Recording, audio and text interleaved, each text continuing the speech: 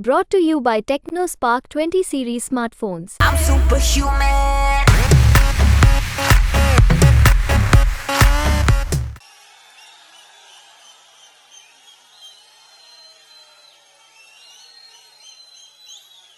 जय हिंद दोस्तों।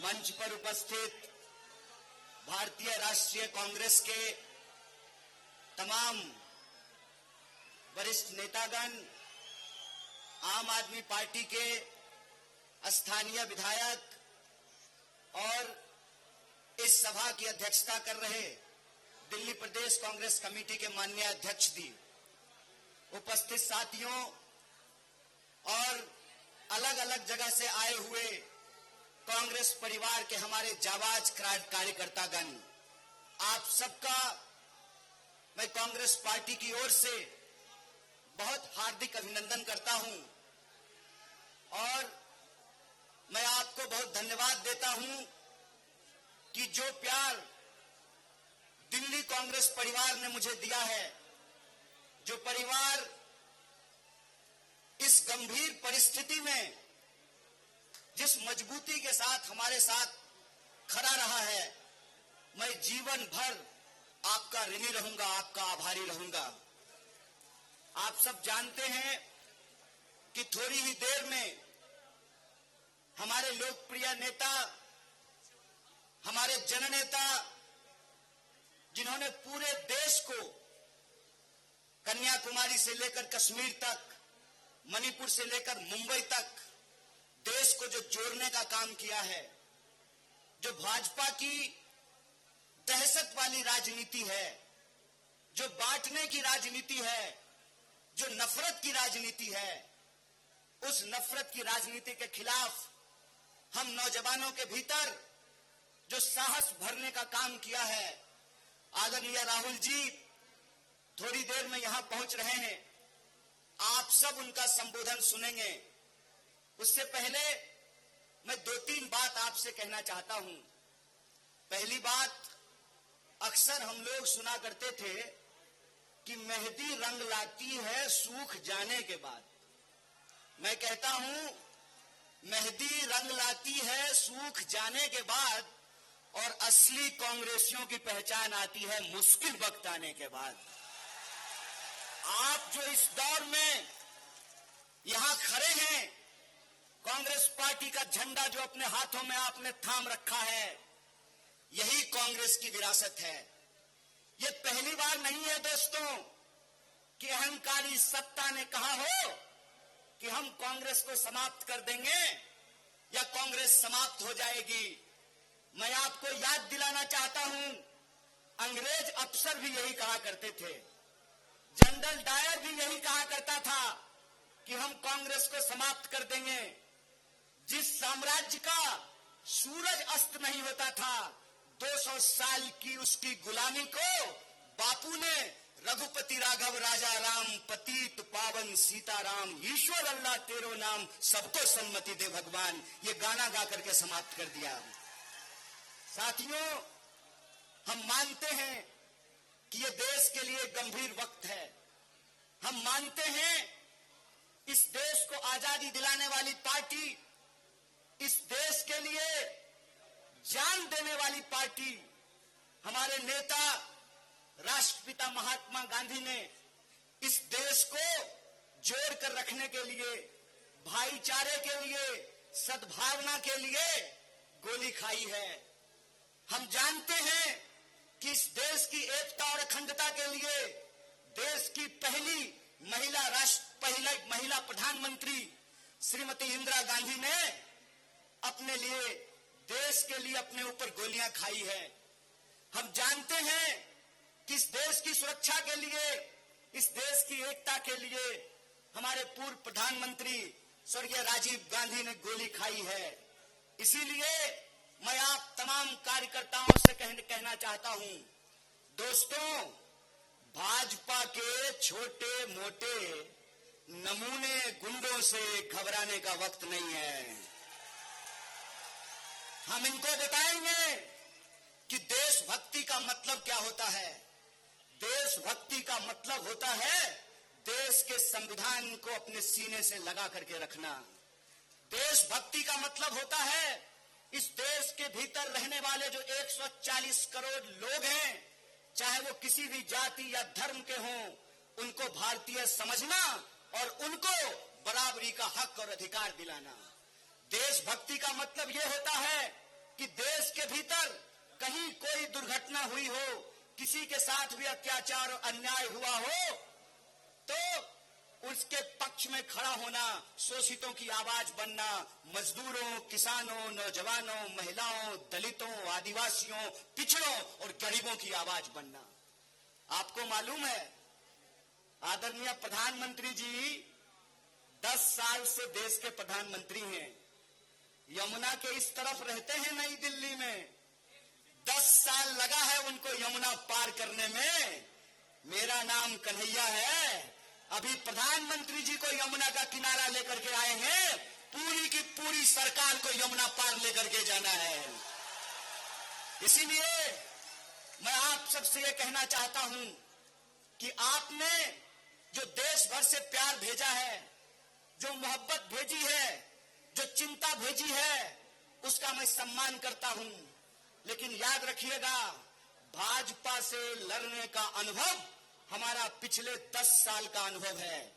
हमने इनके झूठे आरोप देखे हैं, हमने इनका झूठा वीडियो देखा है, हमने इनका झूठा मुकदमा देखा है, हमने इनकी जेल देखी है। इसीलिए हम कहते हैं कि जगह है कितनी जेल में तेरे, देख लिया है देखेंगे।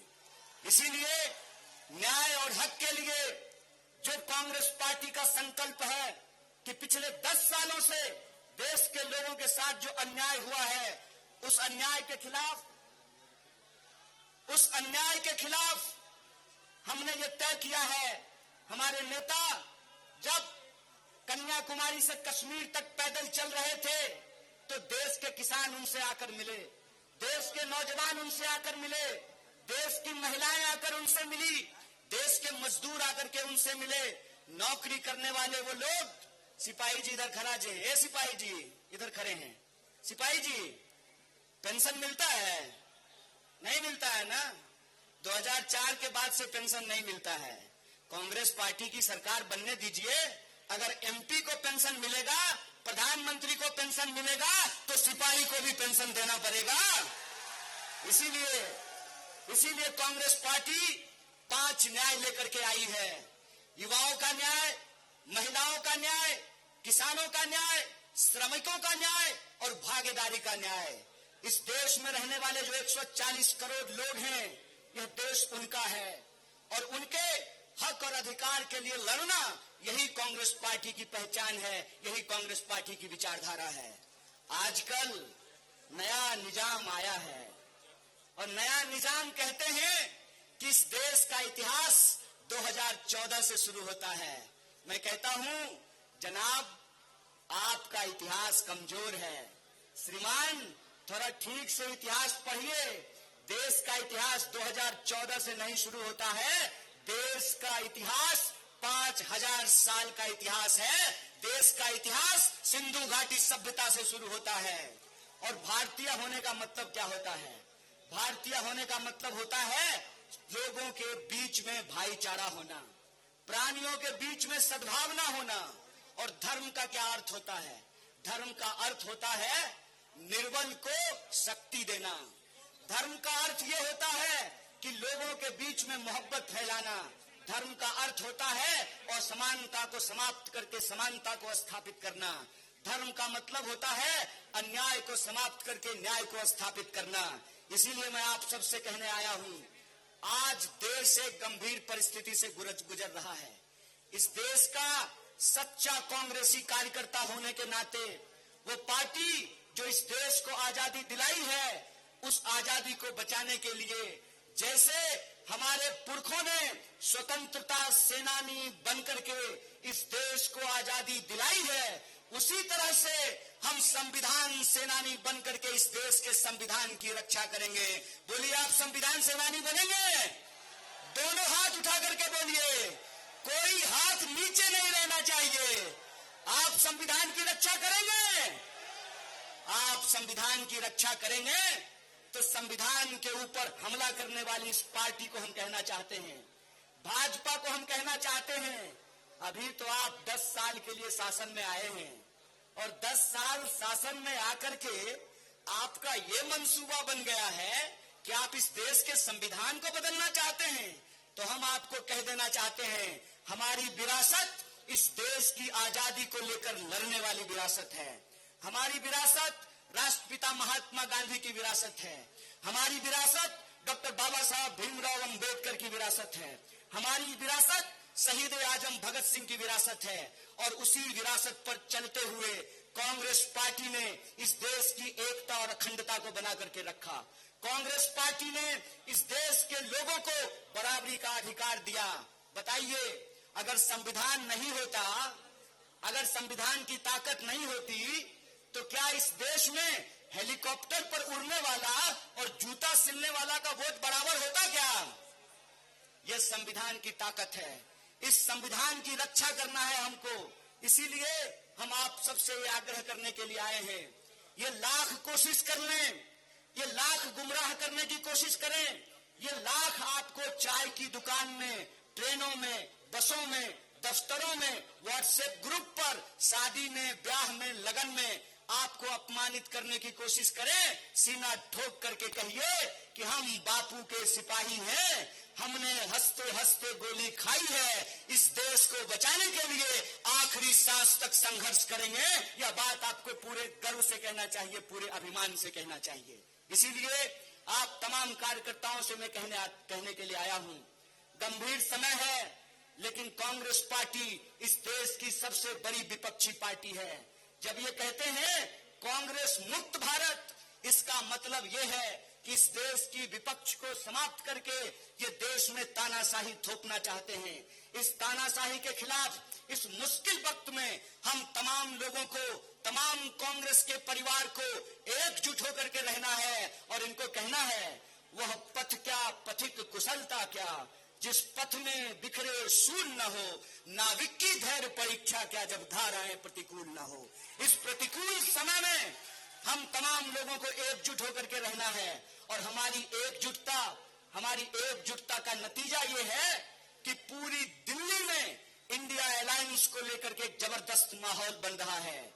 जो भाजपा सोचती थी कि हम 7 का 7 सीट दिल्ली में जीतेंगे, दिल्ली वासियों ने बता दिया है कि ये दिल्ली है मेरे यार, ये दिल्ली है मेरे यार। इस दिल्ली को जब जिसने भी कब्जा करने की कोशिश किया है वो नाकाम हुए हैं। यही दिल्ली का इतिहास है। इसीलिए मैं आप दिल्ली वासियों से ये कहने के लिए आया हूं, ऐ दिल्ली वासियों, ऐ दिल्ली के हमारे आदरणीय बुजुर्गों, हमारी माताओं और बहनों, नौजवान दोस्तों, दुकानदारी करने वाले, बिजनेस करने वाले, नौकरी करने वाले, मैं दिल्ली के एक एक बासिंदे से ये कहने के लिए आया हूं कि भाजपा पिछले 25 साल से दिल्ली को अपमानित कर रही है।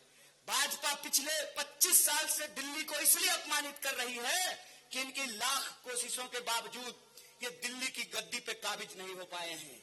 आज जब मैं उत्तर पूर्वी दिल्ली में जाता हूं, लोगों से बात करता हूं, तो लोग हमको बताते हैं एचके भगत जी के बारे में, लोग हमको बताते हैं शीला जी के बारे में, लोग हमको बताते हैं जेपी अग्रवाल जी के बारे में। तो हम अपने दिल्ली के एक एक कार्यकर्ता को कहना चाहते हैं, मजबूती से इंडिया अलायंस के साथ खड़े रहिए। दिल्ली का माहौल बदल रहा है। इस बार दिल्ली न्याय के लिए लड़ेगी। बोलिए, दिल्ली न्याय के लिए लड़ेगी, 5 न्याय और 25 गारंटी के लिए लड़ेगी।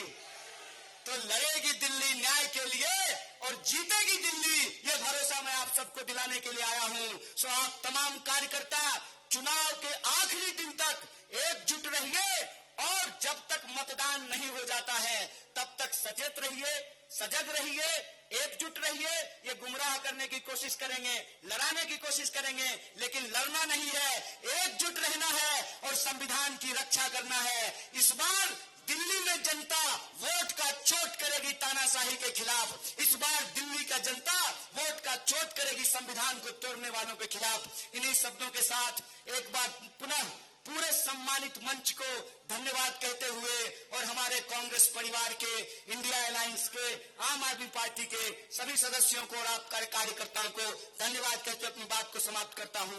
बहुत बहुत धन्यवाद, शुक्रिया। जय हिंद, जय दिल्ली।